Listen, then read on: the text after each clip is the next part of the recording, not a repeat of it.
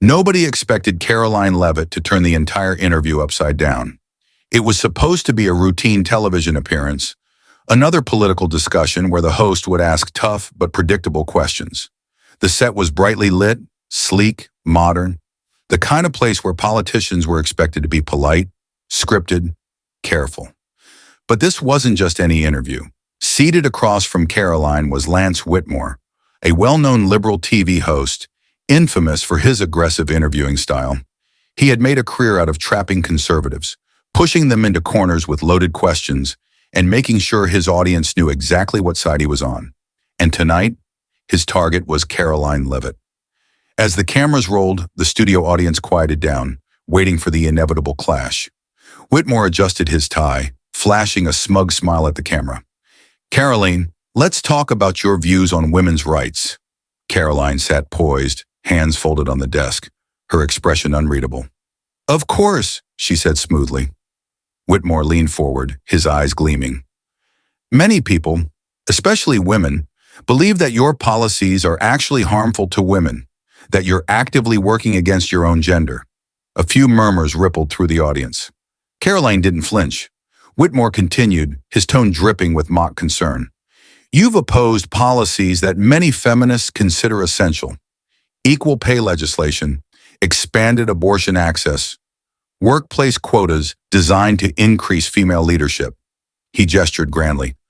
"So tell me, Karoline, how do you respond to critics who say you're not just a conservative, but a threat to women?" He sat back, arms crossed, a small smirk creeping onto his face. He thought he had cornered her. The audience waited. Karoline took a breath, then smiled. It wasn't forced. It wasn't defensive. It was the smile of someone who had been waiting for this exact question. "A threat to women?" she repeated, tilting her head slightly. "That's interesting." Whitmore's smirk faltered, just a little. Karoline leaned forward. "Lance, do you know what I consider a real threat to women?" she asked. Whitmore blinked. "What?"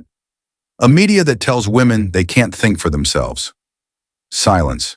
The audience shifted uncomfortably. Karoline kept going, her voice calm but razor-sharp. "I find it fascinating that whenever a woman dares to have a different political opinion, whenever she doesn't follow the script set by the feminist establishment, people like you rush to label her as a threat." Whitmore opened his mouth, but Karoline didn't let him interrupt. "Let's be clear," she said, her voice unwavering. "I believe in empowering women, but real empowerment doesn't mean forcing them to think a certain way. It means giving them the freedom to decide for themselves." A few people in the audience nodded. Whitmore shifted in his seat. Karoline kept going. "You say I'm against women's rights because I oppose workplace quotas. But here's the thing, Lance. Women don't need quotas. We don't need the government to help us by lowering the bar. We're more than capable of earning leadership positions on our own." A smattering of applause broke out, small but growing. Whitmore's jaw tightened. Karoline turned slightly, addressing the audience now. "I was raised to believe that if you work hard, you can succeed. I was never taught that I was a victim just because I'm a woman. But today's feminism, it teaches young girls that the deck is stacked against them, that no matter what they do, they'll always be oppressed." She shook her head. "I refuse to accept that, and I refuse to tell young girls that their future is out of their hands." The audience was fully engaged now. Karoline turned back to Whitmore. "And as for abortion," she said, "let's talk about that." Whitmore straightened slightly. "I don't believe that fighting for the right to end unborn lives is pro-woman. I believe the most pro-woman thing we can do is protect the most vulnerable among us, including the millions of unborn baby girls who never even get a chance to live." A stir rippled through the room. Some clapped, others whispered. Whitmore tried to regain control. "So you're saying you want the government to control women's bodies?" he shot back. Karoline shook her head. "No, I'm saying the government's job is to protect innocent life. And if you believe in human rights, that includes the right to be born." The audience exploded, half in applause, half in outrage. Whitmore blinked, looking visibly shaken. This wasn't how the interview was supposed to go. Karoline leaned back, completely composed. "Lance, I came here expecting you to disagree with me," she said. "But what I didn't expect was for you to frame me as a threat simply for having different opinions." She tilted her head. Do you call liberal women a threat when they fight for their beliefs? Whitmore stayed silent. Karoline smiled. That's what I thought. The audience erupted again. And just like that, the power in the room had completely shifted. The tension in the studio was palpable. The audience was divided. Some clapped in agreement. Others whispered furiously among themselves. The liberal TV host, Lance Whitmore, had lost control of the narrative, and he knew it. But he wasn't about to give up. He adjusted his tie, took a breath, and forced a smirk, trying to regain his composure.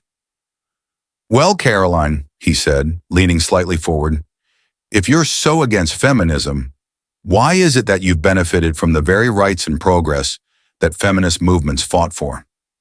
A few members of the audience murmured in approval. Karoline tilted her head, as if she was genuinely amused by the question. Oh, I fully acknowledge the sacrifices made by women before me, she said smoothly. I have deep respect for the women who fought for the right to vote, for equal access to education, for the ability to hold office. She paused, her eyes locked onto Whitmore's. But what I don't support is the version of feminism that exists today.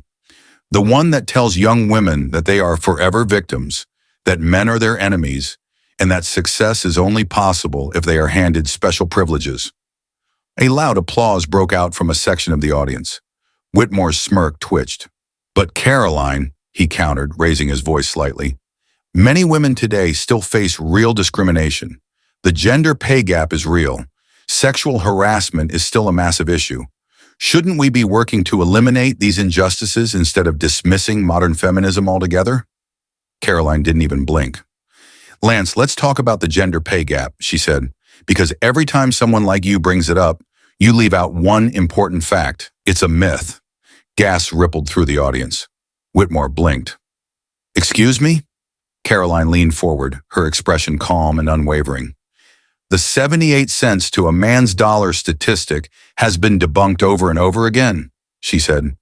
It doesn't compare men and women in the same jobs, with the same experience, the same hours, and the same qualifications. It's just an average of all working men and all working women. And when you actually account for these factors, the so-called pay gap almost disappears. The audience stirred. Whitmore opened his mouth, but Karoline wasn't finished. And as for sexual harassment, she said, yes, it exists, and it should never be tolerated. But do you really think that feminism today is solving the problem? Because what I see is a movement that wants to teach women to be perpetual victims instead of teaching them to be strong, resilient, and capable of handling real-world challenges. Another round of applause erupted from the audience, louder this time. Whitmore shifted uncomfortably. He hadn't expected this. His usual strategy, cornering conservatives, forcing them to be defensive, controlling the conversation, was failing. Karoline wasn't playing along. She was fighting back. And worse, she was winning. Okay, Whitmore said, his voice tightening. So if feminism is so bad, what do you suggest women do? Karoline smiled. Simple, she said. They should believe in themselves. Stop waiting for the government to save them. Stop blaming men for their problems and start taking control of their own lives. She turned slightly, facing the camera now, as if speaking directly to the women watching at home. If you want to be successful, work hard. Make smart choices. Demand respect, but earn it through action, not by playing the victim. Another round of applause. Whitmore looked visibly irritated now. He had lost the upper hand. He glanced at the time, then at the audience. He knew there was no way he was going to turn this around. His jaw tightened, but he forced a smile. Well, Karoline, he said, his voice flatter now, I think it's safe to say we disagree on just about everything. Karoline laughed lightly, crossing her legs.